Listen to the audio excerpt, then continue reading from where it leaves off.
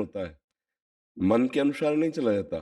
तस्मात् शास्त्रम प्रमाणम ते कार्याकार्यो व्यवस्थितो। क्या कार्य है, क्या अकार्य है, क्या विधि है, क्या निषेध है, इसका शास्त्र प्रमाणित कार्य होना चाहिए। जो शास्त्र प्रमाणित विधान के अनुसार कार्य होता है उसे सत्कर्म कहते हैं, और जो शास्त्र के विपरीत होता है उसे असत्कर्म कहते हैं। अब आप पहले देखिए कि आपके कार्य शास्त्र प्रमाणित हैं। आपके जन्म, आपके कर्म, आपके पद, आपकी व्यवस्था के अनुसार कार्य हो रहे हैं, जो शास्त्र आज्ञा करता है। यदि हाँ, तो उसके साथ अच्युत भावना, भगवत भावना है। यदि हाँ, तो ऐसा हो ही नहीं सकता। नहीं तो भगवत भावना विहीन हर हर सत्कार्य केवल शुभ कर्म होता है। शुभ कर्म और अशुभ कर्म ये दोनों बांधने वाले होते हैं, इसलिए शांति को प्राप्त नहीं होता है।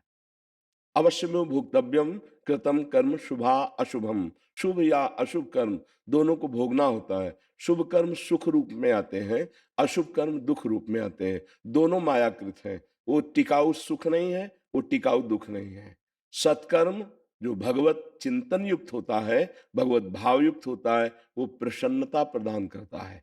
मनः प्रसादे परमात्म दृष्टि। जिस समय मन प्रसन्न होता है उसकी दृष्टि परमात्ममय होती है। ब्रह्मभूता प्रसन्नात्मा न शोचति न कांक्षति समा सर्वेषु भूतेषु मद भक्तिम लभते पराम।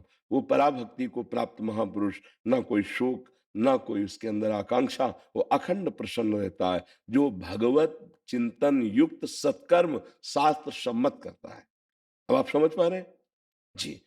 अगर आपका भगवत स्मरण नहीं चल रहा तो आपका वो धर्म स्थायी फल देने वाला नहीं बनेगा। इसीलिए भगवान ने बड़ी सावधानी से अर्जुन जी को कहा, मामनुस्मर युद्ध च। युद्ध करते हुए मेरा स्मरण कर। मामनुस्मर युद्ध च, मेरा स्मरण। पहले का मामनुस्मर, मेरा स्मरण। हम भगवान की आज्ञा से भगवान के प्रति जो सृष्टि में मुझे कर्तव्य कर्म मिला है वो कर रहा हूं, भगवान के प्रति, भगवान को समर्पित करने के लिए। ये तो सर्वाणि कर्माणि मयि सन्न्यस्य मत्पराः अनन्येनैव योगेन माम ध्यायन्तु उपासते तेषाम हम समुद्धरता मृत्यु संसार सागरत। आप जहां प्रश्न कर रहे हैं यहाँ केवल अध्यात्म का उत्तर मिलेगा। तो अध्यात्म भगवत चिंतन परायण सत्कर्म।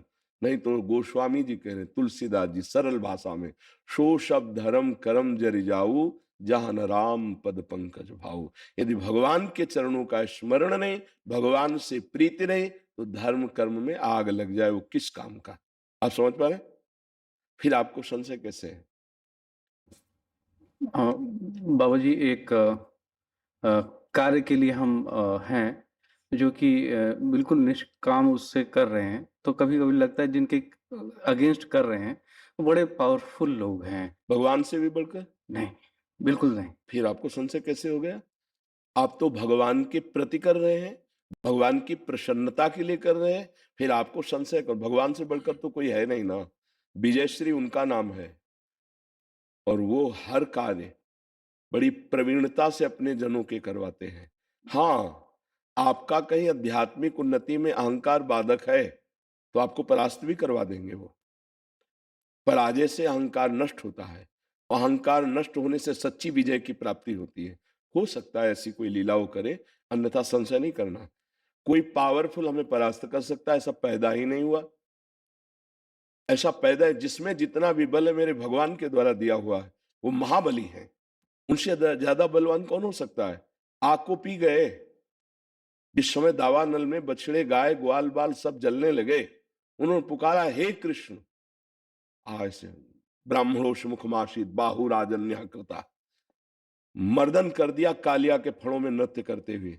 7 वर्ष के कन्हैया 7 दिन रात 21 किलोमीटर की गिरिराज जी को उठा लिया। शेष भगवान के रूप में अनंत ब्रह्मांडों को उठाए। उनसे बलशाली कौन है? किसी को भी बल प्राप्त है तो यत किंचित उन्हीं के द्वारा प्राप्त है। जब अहम हो जाता है तो उसकी पराजय हो जाती है, और जब उस महाबली का चिंतन करता है तो कभी पराजित ही नहीं होता है। चिंतन से एक असीम अध्यात्म बल की जागृति होती है। भीष्म जी, द्रोणाचार्य जी, अमोघ शक्तिशाली दिव्यास्त्र वाले, सबको परास्त करवा दिया, क्योंकि श्री कृष्ण सारथी हैं। अगर श्री कृष्ण को आप अपना मानते हैं, भगवान को मानते हैं, तो किसी भी धनी या महाबली या विद्वान या ज्ञानी, हमको डरना नहीं है। हम गलत नहीं हैं। हाँ, हमारा बस शब्दों का ध्यान रखना, हमारा कहीं अहंकार है तो उस अहंकार की निवृत्ति के लिए हमारे साथ भगवान पराजय की लीला करवा सकते हैं। अहंकार भगवान को अच्छा नहीं लगता। गर्व गोविंद ही नहीं भावे, सुनहु राम कर सहज स्वभाव, जन अभिमान ना भावे का। भगवान को जब देखा गरुड़ जी महाराज की अपनी पीठ पर मैं ढो रहा हूं, तो त्रिभुवन पति भगवान से महान बलि कौन हो सकता है? इसका मतलब मैं सर्वश्रेष्ठ बलि हूं। जी भी ऐसा भाव आया तो भगवान अंतर ध्यान हो गए और एक हाथ उनके ऊपर ऐसे रखा, महाभारत में लिखा हुआ है। तो गरुड़ जी जैसे छोटा सा पक्षी से समुद्र में गिर गए। वो हाथ रखा ही रहा, डूबने लगे। तब पुकारा, हे हरि, ये कौन है जो मुझे परास्त कर दिया? उनका और कोई नहीं है, मेरा केवल कर कमल है। तुम जो समझते हो कि मैं भगवान को बैठाल के चलता हूं, तो मैं अपनी ही सामर्थ्य में बैठता हूं, तुम्हारी सामर्थ्य में नहीं। तुम्हारी सामर्थ्य तुम्हारे एक पंजे को रखने की नहीं है। हमारे अंदर जो भी ज्ञान है, जो भी बल है, जो क्रिया शक्ति है, वो श्री भगवान की दी हुई है। और हम श्री भगवान की प्रसन्नता के लिए सृष्टि कार्य धर्मयुक्त दैन्य होके करें, कोई पराजय नहीं, कोई परास्त नहीं कर सकता है। अध्यात्म तस्मात् शास्त्रम प्रमाण। मनमानी तो कुछ भी बोला जा सकता है, कुछ भी सोचा जा सकता है, उसका कोई महत्व नहीं है। समझ पा रहे हैं आप? अविनाश त्यागी जी। राधे राधे। गुरुदेव, आपके चरण कमलों में कोटि कोटि नमन। गुरुदेव भगवान, तीनों शरीर नाशवान हैं और आत्मा पर कोई बंधन नहीं है, तो हमें किसे माया से मुक्त करना है? अर्थात वास्तव में ये मैं है कौन जिसे मुझे माया से मुक्त कराना है? नाम जप करो, ब्रह्मचर्य से रहो, साधना परायण रहो, मल हटेगा, समझ में आ जाएगा। जैसे जल निर्मल हो और शांत हो, अचंचल हो, तो आप देख सकते हैं जल के नीचे क्या है। ऐसे स्थूल शरीर, सूक्ष्म शरीर, कारण शरीर, अर्थात ये जो देख रहे हैं ढांचा, इसके अंदर मन बुद्धि चित्त अहंकार 5 ज्ञान इंद्रियां और जो स्वभाव, जीव का स्वभाव, इस पे हम आसक्त हो गए हैं। मैं बातें बनाना अलग की बात भैया, आप अपने को शरीर ही देख रहे हैं। आप अपने मन की मांग को अपनी मांग मान रहे हैं।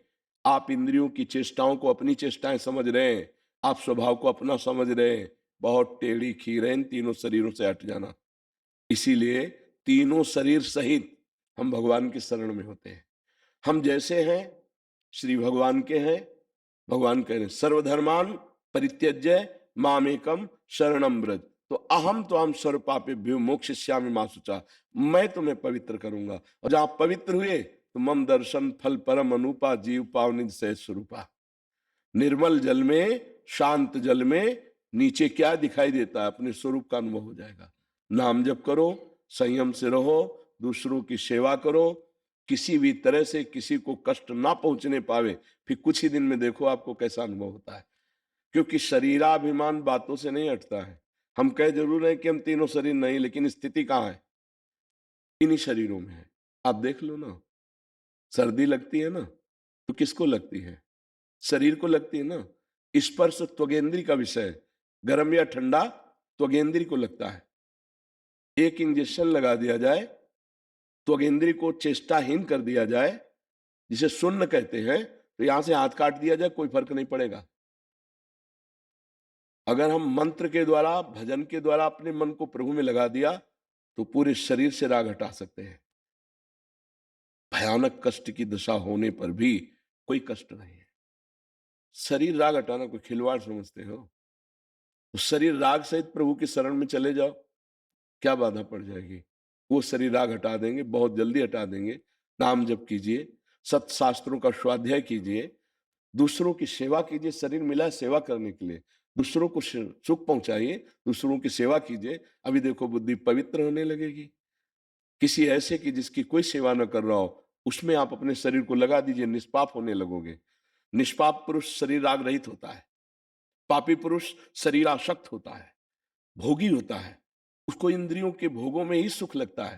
निष्पाप पुरुष आत्मानंद में मगन होता है, परमात्मानंद में मगन होता है। हमारा स्वरूप हमारे प्रभु का स्वरूप है, इतना भी अंतर नहीं है, ध्यान रखना। पर इसमें फंसकर हमारी दुर्गति हो गई है, शरीर राग में। जब हम एक औषधि के बल से इस त्वगेंद्री को चेतना शून्य कर सकते हैं, तो अगर आप शरीर नहीं है, तो सर्दी किसको लगती है? गर्मी किसको लगती है? मान किसको लगता है? भूख किसको लगती है, प्यास किसको लगती है? आपको थोड़ी लगती है। फिर इनका प्रभाव आप पर नहीं होना चाहिए। समय आया, कोई कपड़ा पहना दिए, कोई हटा दिया तो हटा दिया, कोई भोजन रख दिया तो अभ्यासवश भोजन दिया, उसको ना भूख है, ना प्यास है, ना गर्मी है, ना सर्दी है, ना मान है, ना अपमान है, ना जन्म है, ना मृत्यु है। वो है हमारा स्वरूप। वायवास्त्र, अग्नेयास्त्र, वरुणास्त्र की ताकत नहीं कि हमारे स्वरूप को छू सके। फिर सांसारिक अस्त्र शस्त्रों की तो बात जाने दो। समझ पा रहे हैं आप? नैनम छिन्नन्ति शस्त्राणि नैनम दहति पावका न चैनम क्लेदेन त्यापो न शोष्यति मारुता।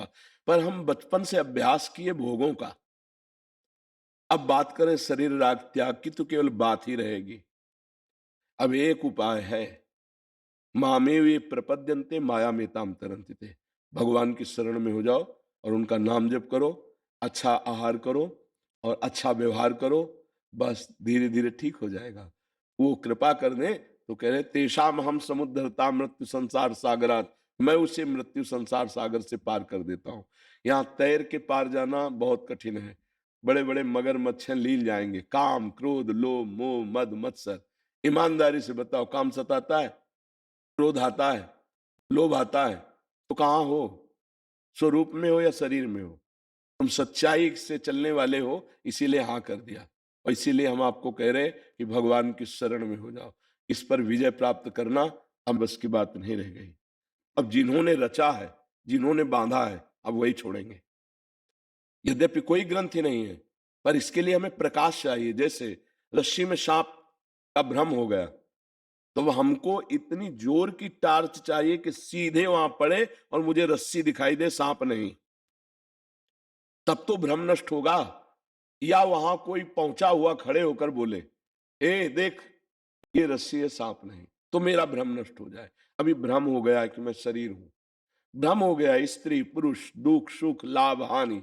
सच्ची बात मानिए, या तो पहुंचा हुआ कोई सदगुरु मिले या स्वयं में ज्ञान की टार्च इतनी जोर की हो जाए, जो भगवान कह रहे हैं वासुदेवा श्रमित समहात्मा सुदुर्लभा, सर्वत्र श्री भगवान है। ऐसा जिसको अनुभव हो गया वही महात्मा दुर्लभ महात्मा है। भगवान के सिवा आप खुद किसी का आदर नहीं करते। देख लीजिए, जैसे प्रिय पत्नी है, उसके अंदर से भगवान चले गए तो आप उसको रख सकते हैं? कह दिया जाए एक रात और रख लो, गले लगा लो, डर लगेगा उस कमरे में जाने में। पूछा जाए क्यों? बोले वो जो था वो तो चला गया। उसको जानते थे जो था? नहीं। इस शरीर को जानते थे? हाँ। तो फिर जो जिसको हम जानते नहीं वो चला गया, हमें परेशानी क्या? और जिसको जानते हैं, बोले नहीं वो तो चला गया। मतलब अनजाने में भी प्यार भगवान से कर रहे थे, अनजाने में भी आदर भगवान का कर रहे थे। इसलिए भगवान का आश्रय लेकर नाम जप करो। केवल कोरी ज्ञान की बातों से माया को नहीं काटा जा सकता। बारी मथे घृत होए बरु, सिकता ते बरु तेल, बिनु हरि भजन न भवतरी, या सिद्धांत पेल। पानी मथने से भले घी निकल आवे, बालू पेरने से भले तेल निकल आवे, असंभव। लेकिन ऐसा हो सकता है तो हो जाए, लेकिन बिना भजन के इस संसार से तर जाए, ऐसा कुछ पैदा नहीं हुआ। गोस्वामी जी का चैलेंज है, विनिश्चितम बदामि तेन अन्यथा वचांस में। क्या जाता है, राधा राधा राधा राधा राधा। कोई नशा न करो, कोई गंदे आचरण न करो, नाम जप करो, दूसरों की सेवा, दूसरों में भगवान की भावना करके, माता पिता परिवार, खूब मेहनत करो, पैसा कमाओ, उनको सुख दो धर्म पूर्वक, अभी बुद्धि शुद्ध हो जाए। अब पैसा तो कमाया जा रहा है अधर्म पूर्वक, भोजन तो पाया जाता है अभक्ष पदार्थ, क्रियाएं तो की जाती मनमानी, चिंतन तो किया जाता है विषयों का, राग द्वेष का, तो हाथ क्या लगा, ये तो सब असत है। अभी कुछ दिन बाद शरीर छूट जाएगा। एक से एक हुए हैं, एक से एक महाबली हुए हैं, जो दोबारा ऐसे पैदा नहीं हो सकते। कैलाश को ऐसे उठाया भगवान शंकर और पार्वती जी सहित, और 20 बार ऐसे किया। कैलाश पर्वत को रावण 20 बार ऐसे, मैं पार्वती शंकर जी गणों सहित पूरे कैलाश को उठा लिया, काट के फेंक दिया भगवान श्री राम ने उन भुजाओं को भी, और खोपड़ी को जब चरित्रहीन हो गया। अगर बल का प्रयोग सदुपयोग में हो, सत्कार्यों में हो, समाज सेवा के लिए हो, राष्ट्र के नाम के लिए हो, तो वो बल बल हो जाता है, नहीं तो उस बल का कोई महत्व नहीं। एक से एक महाबली हमारे भारत में, हमारे विश्व में हुए। हिरण्यकश्यप त्रिभुवनपति, आप विचार करके देखिए, महाबली एक से एक हुए हैं। हमें चाहिए कि हमें जितना बल मिला है उससे दूसरों को सुख दें, दूसरों के कर्तव्य का नाश ना करते हुए उनके कर्तव्य पालन में सहयोग करें और अपने कर्तव्य का पालन करें। ऐसा आज हमारी समाज बिगड़ती चली जा रही है। आप देख लो ना, आँख खोल के देखो ना। अगर आप वास्तविक आनंद और सुख लेना चाहते हैं मानव देह का, तो दूसरों को सुख दो, दूसरों के कर्तव्य का पोषण करो और अपने कर्तव्य का पालन करते हुए नाम जप करो। देखो मंगल हो जाएगा, मंगल हो जाएगा।